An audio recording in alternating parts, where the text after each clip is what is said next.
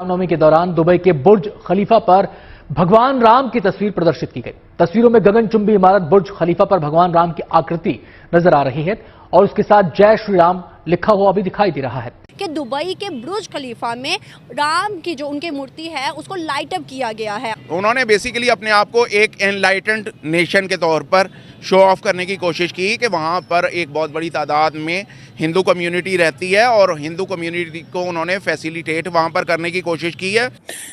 ये नॉर्मली होता नहीं है, लेकिन दो थेरीज हैं इसके ऊपर। एक थेरी तो ये है कि prime minister Modi is so popular कि अगर आप उनकी साइड में हैं तो it means you are on a right side.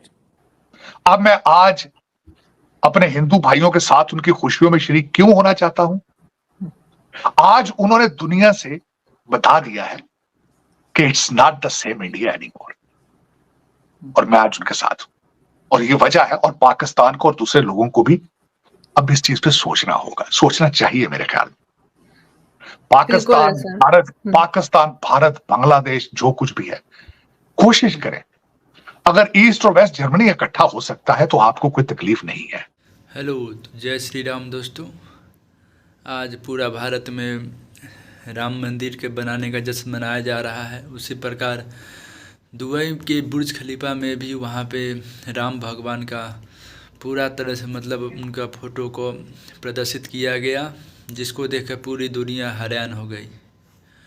इस पर पाकिस्तानी मीडिया बहुत तरह तरह की बात बना रही है कि हमारे वहाँ पे झंडे का कुछ मतलब फ़ोटो नहीं लगाया जाता है, जिस पर उनको लोगों को काफ़ी निराशा है। तो आइए देखते हैं पाकिस्तानी मीडिया का रिएक्शन। वहाँ पर उन्होंने बताने की कोशिश की है कि अगर हमारे इस मुल्क में बहुत बड़ी तादाद में हिंदू हैं तो हम उन्हें इस्लाम की तालीमात के मुताबिक आज़ादाना तौर पर रहने और उन्हें इबादत करने का पूरा मौका फराहम कर रहे हैं।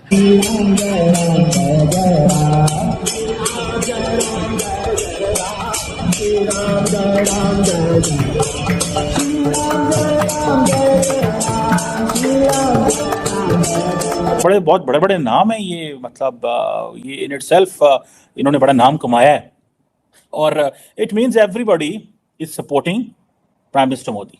लग तो यही रहा है, चीज तो आपके सामने यही आ रही है कि हर बुर्ज खलीफा में राम की जो उनकी मूर्ति है उसको लाइट अप किया गया है, और दूसरी जानिब अमेरिका के टाइम स्क्वायर पर 1 घंटे का राम की पिक्चर्स, राम की वीडियोस वो दिखाई जा रही है। क्या वजूहत है सर कि दुनिया आज उनके एक बड़े इवेंट को हम कह देते हैं सेलिब्रेट कर रही है, जिसमें हमारे मुस्लिम भी हैं? क्यों? तो बेसिक मुआशी फैक्टर सबसे पहले आता है उसमें।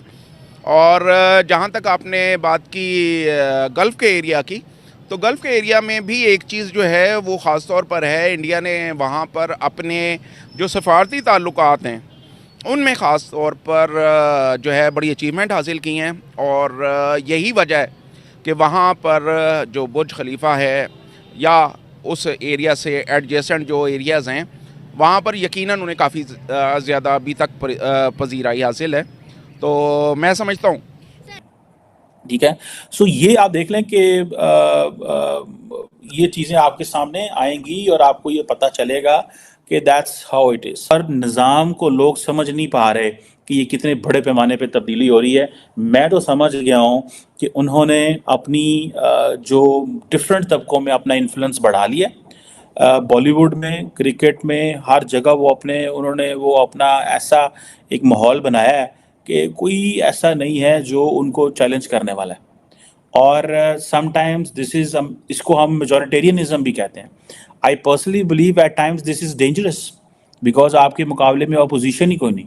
अब वो जो है, क्या नाम है कांग्रेस पार्टी के, वो ही इज़ अनइम्प्रेसिव पर्सन। मुझे वो कभी अपील नहीं किया।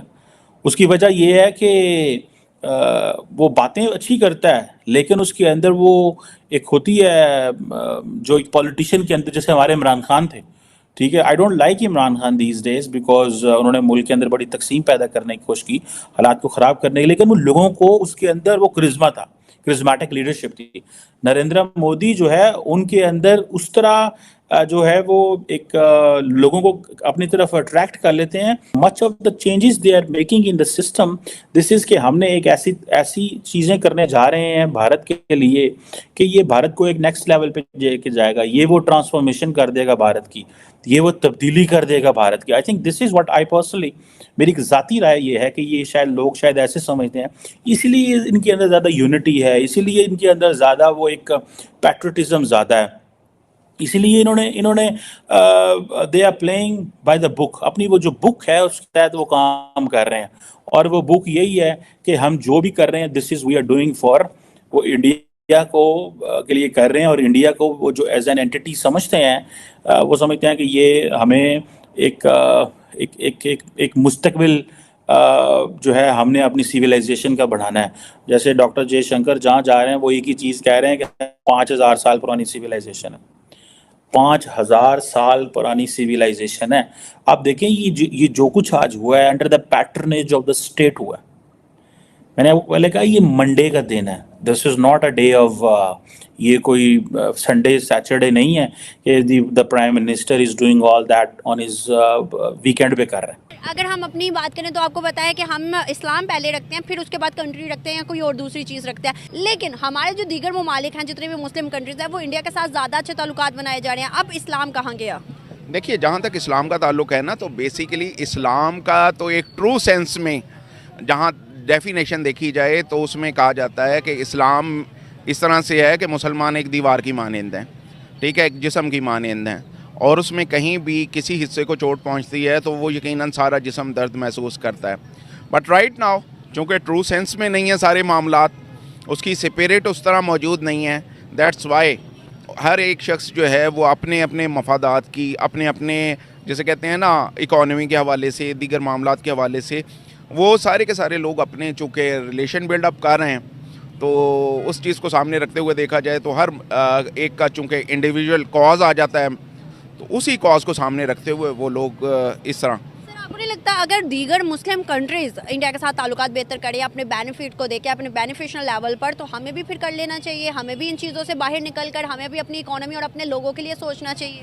देखिए, जहाँ तक ताल्लुक़ है ना पाकिस्तान और इंडिया का, तो ये दोनों एक दूसरे पर हमेशा लेक ऑफ डिपेंडेंसी और ट्रस्ट में रहे हैं।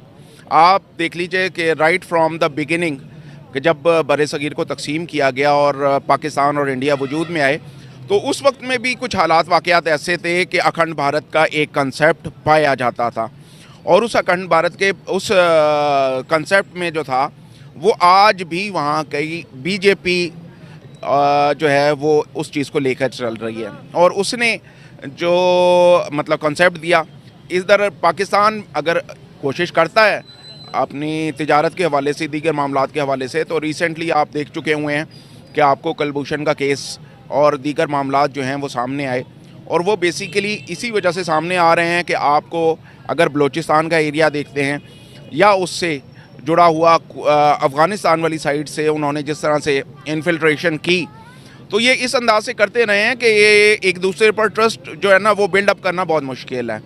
ये उस लिहाज से ऑनेस्टी के साथ अगर आप देखें तो पाकिस्तान